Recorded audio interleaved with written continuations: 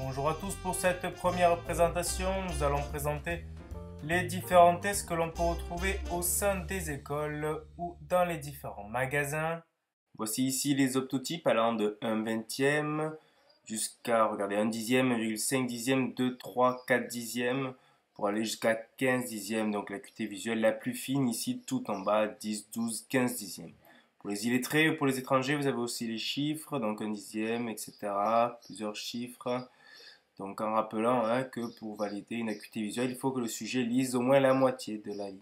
Les E de Snellen, pareil pour les illettrés, ici le principe c'est est-ce que le E vous semble ouvert en haut, en bas, à droite ou à gauche. Même principe allant d'une acuité jusqu'à 15 dixièmes. Pour les enfants, avec les oiseaux, les bateaux, les avions, donc c'est très pratique puisque souvent ils ne savent pas lire pour aller jusqu'à une acuité visuelle maximale de 10 dixièmes. Pour la vision binoculaire, nous avons plusieurs tests aussi, les croix polarisées sans élément fusionnel, et vous voyez celui avec l'élément fusionnel central qui permet de bloquer la vision binoculaire. Les barrettes polarisées pour la stéréoscopie, ici les demi-carrés polarisés pour l'aniséiconie, le test de Schober en vision de loin pour tester les disparités de fixation, les points de Worth en vision de loin pour tester la fusion, le rond central notamment utilisé pour le filtre rouge.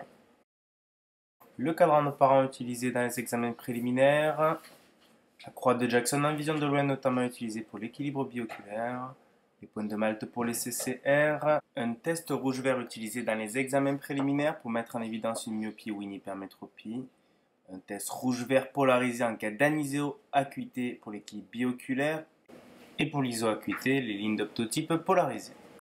Maintenant, je vais vous montrer comment isoler une ligne pour l'équilibre bioculaire, donc c'est pas compliqué, on affiche un tableau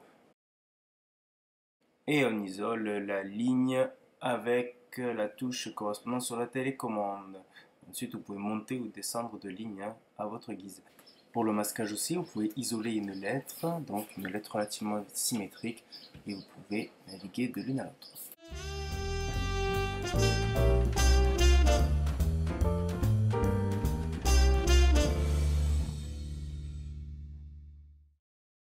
Voici le test des miroirs carrés chevrons, donc associé avec une télécommande. Cette télécommande vous permet d'allumer le test en le rétroéclairant et également de le faire tourner de droite à gauche par pas de 5 degrés, ce qui est relativement précis, ce qui nous permettra de déterminer l'axe de la focale la plus hypermétrope. Ici les chevrons, ici carré de gauche et carré de droite. Et sur le côté, la petite flèche qui va tourner tout autour du cadran pour nous permettre de déterminer l'axe de la focale la plus hypermétrope. Nous allons à présent présenter l'Optoprox, qui est un test rétroéclairé que nous présenterons systématiquement à 33 cm. Il y a plusieurs tests sur l'Optoprox et vous avez la possibilité de passer de l'un à l'autre grâce à la translation de la molette du haut. Les acuités visuelles de l'Optoprox allant de 1,6 dixième jusqu'à 12,5 dixièmes. Nous dirons alors qu'une acuité visuelle supérieure à 12,5 dixièmes ne peut pas être mise en évidence, ceci étant dû aux limites du test. Toujours sur l'Optoprox, une échelle rétroéclairée graduée que l'on utilisera avec le Maddox manuel pour mesurer les phories dissociées, c'est ce que l'on appelle le test de Torrington. Un autre test que l'on utilisera sur l'Optoprox au BTS. Sur la gauche, les demi-carrés polarisés pour l'aniséiconie en vision de près. Et sur la droite, un test de stéréoscopie.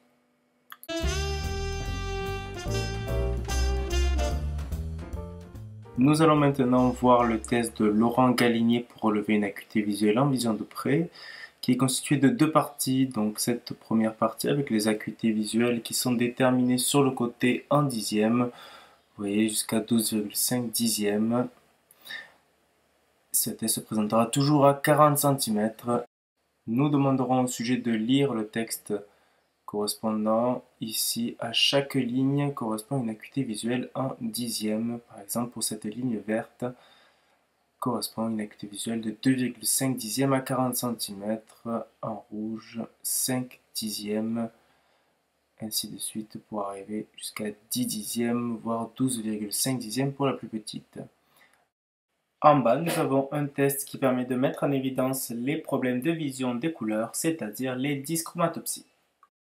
Intéressons-nous maintenant à l'autre partie du test, avec ici les lignes d'optotype qui allant jusqu'à la plus fine avec l'acuité visuelle correspondante en dixièmes. Donc vous voyez ici par exemple la ligne verte, une acuité de 5 dixièmes et en noir 10 dixièmes à 40 cm avec juste à côté la correspondance du Parinot 1,5 à 40 cm. Donc c'est uniquement une indication puisqu'on sait qu'un Parinot 1,5 doit être présenté à 37,5 cm pour valider une acuité visuelle de 10 dixièmes. Ensuite, je me suis permis de zoomer sur cette grille que l'on appelle la grille d'Amsler, qui nous permet de mettre en évidence toutes les anomalies maculaires, notamment la pathologie la plus connue, la dégénérescence maculaire liée à l'âge.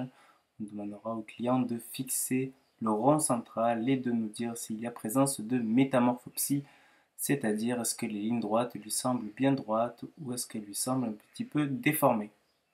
Passons maintenant à un autre test de vision de près, le Parinot, qui existe dans la plupart des magasins. Ce sont, comme vous le voyez, des textes de tailles différentes que l'on doit présenter à une certaine distance bien définie, que l'on calcule en faisant n divisé par 4, c'est-à-dire le Parinot 2 doit être présenté à une distance de 50 cm, Parinot 2, donc n égale 2 divisé par 4, 2 divisé par 4, 50 cm. Et si le client arrive à lire le Parinot 2 à 50 cm, cela lui validera une acuité visuelle de 10 dixièmes. Continuons par les anneaux de Brock en vision de loin permettant de tester la stéréoscopie. Avec les grands anneaux, la stéréoscopie périphérique et avec les petits anneaux, la stéréoscopie centrale. Voyons maintenant un petit peu ce que verra l'œil portant le filtre rouge. Vous voyez que l'élément rouge sera perçu par l'œil. Le rond blanc sera perçu de couleur rouge, mais par contre le sujet ne verra pas les éléments verts. De la même manière, l'œil portant le filtre vert verra les éléments verts, ne verra pas les éléments rouges et percevra le rond blanc de couleur verte. C'est donc grâce à cette dissociation chromatique que l'on peut avoir une disparité croisée ou homonyme et que l'on peut obtenir la stéréoscopie, c'est-à-dire la vision du relief. Enchaînons maintenant avec le test en vision de loin que l'on appelle le mallette, qui permet de mettre en évidence les disparités de fixation et de mesurer les fourries associées. La dissociation ici est sensorielle et se fait par polariser. Dans le plan vertical, nous constatons que le sujet voit une ligne droite horizontale ainsi que les OXO. Si l'on veut maintenant travailler dans le plan horizontal, il nous suffit de tourner la molette pour présenter des barres verticales, les deux yeux percevant toujours les X et les O, ce que j'appelle l'élément fusionnel. Si l'on veut travailler dans le plan horizontal et vertical à la fois, il est possible en allumant toutes les barrettes et vous voyez que chaque œil est bien dissocié et que le couple perçoit toujours les X et les O. Nous pouvons faire exactement la même chose, mais cette fois-ci en vision de près à l'aide du mallette 2VP qui se présentera à la distance habituelle de travail. Nous percevons un switch sur le côté qui nous permet de passer de test en test, puisque en plus de tester la fourrie associée, il permet également de faire d'autres tests. Sur la partie centrale, il permet de mesurer la fourrie associée, de mettre en évidence la disparité de fixation, même principe avec une dissociation sensorielle par polarisée. Le texte derrière permet de créer l'élément fusionnel. Ici, les petits tests du haut. Celui de gauche est la reproduction de celui du bas avec une dissociation par polarisée. Ici, nous avons un test de stéréoscopie, toujours déterminé par une dissociation sensorielle par polarisée, avec le seuil de stéréoscopie déterminé sur le côté. Celui-ci est un test de suppression. Chaque œil perçoit une partie des lettres et la profondeur de la suppression est déterminée par le côté avec sa valeur. Les deux derniers tests sont des tests pour l'équilibre bioculaire en vision de près. Ce sont deux tests qui sont hors programme pour le BTS. Par contre, j'ai maintenu la présentation de ces tests pour vous montrer que le type de dissociation est pas polarisé avec toujours un élément fusionnel. C'est toujours le même principe. Nous allons terminer par la présentation du disque de vision de près où il y a différents tests qui sont présentés. Vous voyez, par simple rotation du disque, on passe de test en test. Alors il y a deux faces, une face recto, une face verso, avec une pluralité des tests. C'est une droite verticale, petit groupe de lettres. Ici, un groupe d'optotypes. Ici, un groupe de phrases en anglais. On revient sur la croix sans élément de fixation centrale. De l'autre côté, on voit la croix de Jackson que l'on utilisera pour la presbytie. Également, une droite horizontale un cadran de parent en vision de près pour le test du Remotum, etc., etc. Donc plusieurs tests. Vous pouvez le présenter sur une barre test à l'aide des petits ergots qui se situent ici. La barre test s'utilise avec ce support que l'on va rentrer dans les ergots en tirant la languette en métal de cette manière. Voilà. Vous le positionnez et par la suite, vous tournez le triangle en plastique qui va rentrer dans notre barre de test et la faire coulisser à la distance que l'on souhaite.